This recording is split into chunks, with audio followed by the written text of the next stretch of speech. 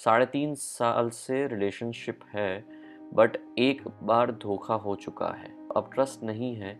क्या वो ट्रस्ट वापस आ सकता है? क्योंकि मैं रिलेशन में अभी भी रहना चाहता हूँ। सी, आप दोनों बाजू नहीं खेल सकते।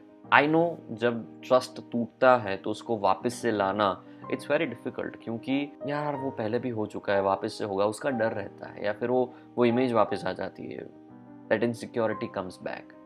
फिर वो खुसती रहती है और फिर बीच में आती रहती है, and then it affects you so much that you are not able to stay completely focused in that relationship. आपको रहना भी है पर नहीं रहना है, वैसा वाला सीन है। ये असमंजस है, but you need to decide कि आपको एक्चुअली में क्या करना है। जैसे कि आपने एंड में लिखा निर्मल कि I want to stay in this relationship, और एक बार हो चुका है, पर उसके बाद अगर वो इंसान गलती मानने के बाद अगर वही चीज़ नहीं करते हैं, and if you think that ऐसे कोई इंस्टेंस नहीं हुए हैं कि जो ऐसे डाउट्स क्रिएट करें, मन घड़त नहीं पर सच वाले, कि ऐसे कोई डाउट्स क्रिएट नहीं कर रहे हैं, then I think it's okay to give chance to somebody, अगर आपको ऐसा लगता है तो। पर अगर आपको ऐसा है कि यार वो फिर से कर सकते हैं और होगा ही, then it's up to you कि आपको नहीं रहना है या रहना है। एनालाइज कि क्या आप सिर्फ उस एक एक्सपीरियंस की वजह से इतने अफेक्ट हो चुके हो कि सिर्फ अभी ख्यालातों में भी वही चीज़ें सोच रहे हो, या फिर सच में कुछ ऐसा है जिसकी वजह से you are not able to go ahead. क्या है वो? सोचो उसके बारे में। That would really help you. What is the meaning of our life? पता नहीं, मतलब it's very difficult to understand. क्योंकि अगर मैं ये कहूँगा कि finding the meaning of life is our meaning of life, no. Okay, what is the purpose of life? चलो ये थोड़ा सिंपल करते हैं। What is the purpose of your life?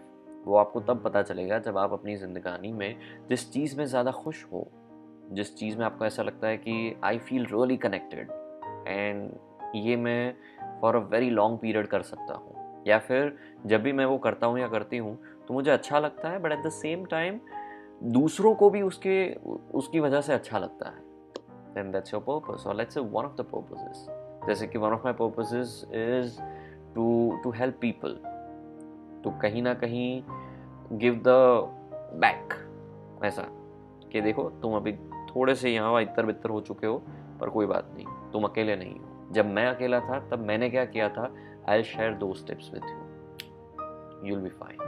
और ये पता है क्यों आया? क्योंकि शायद उस वक्त मेरी जिंदगानी में कोई नहीं था जो मुझे हेल्प कर सकता था, तो मुझे ऐसा आया कि यार ऐसे बहुत सारे लोग होंगे कि जिनकी ज़िंदगी में कोई नहीं है। I can be one of those people. Of course उसकी टर्म्स एंड कंडीशंस ये भी है कि वो सारी चीज़ों में सपोर्ट करते करते I don't need to get affected, या फिर वो ज़्यादा इमोशंस को मैं हावी ना कर लूँ अपने आप पे, and at the same time वो मेरा ब्रेड एंड बटर भी हो सके, not in a greedy way, but settled life वैसा। सो क्या ये सारे टिक मार्क्स हो रहे हैं? I think that can be one of your purposes. So think, talk to yourself कि what is your purpose? Is it wrong to talk with ex?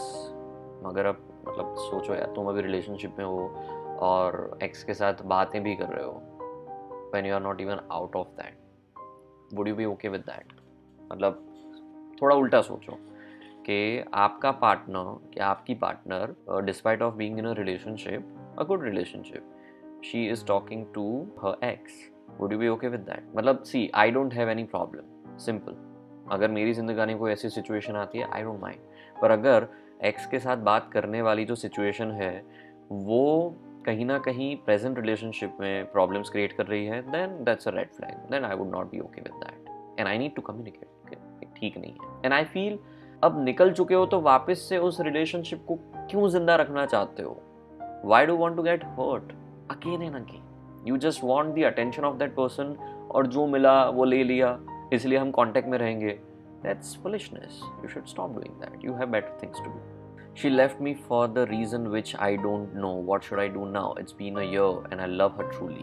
भाई वो कब से move on कर चुकी है? मतलब I don't know her personally, पर 1 साल is a long time. Lot of things happen. 1 महीने में हो जाती है बहुत सारी चीज़ें, तो 1 साल तो बहुत बड़ी बात है यार। I know आपको वो क्लोजर नहीं मिला है, जिसकी वजह से ये सारे प्रॉब्लम्स हो रहे हैं, जिसकी वजह से you are still stuck there because love was true, या and because you are still stuck there you feel love is still true. It's always gonna be true, पर क्या उसमें अटके रहना हितावह है, ज़रूरी है? If you need closure, talk to her. पर उसमें क्या होगा कि okay, I was in love with somebody, I am just saying, just saying कि I was in love with somebody, या फिर things were not working with us, या फिर कुछ और ऐसी चीज़ें जिसकी वजह से आप अगेन हर्ट होंगे। सो एक नई साइकिल शुरू होगी, फिर से नए 6 महीने या 1 साल तक चला जाएगा।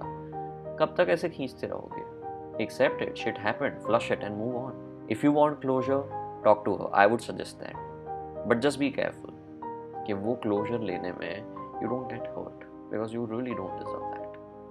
क्या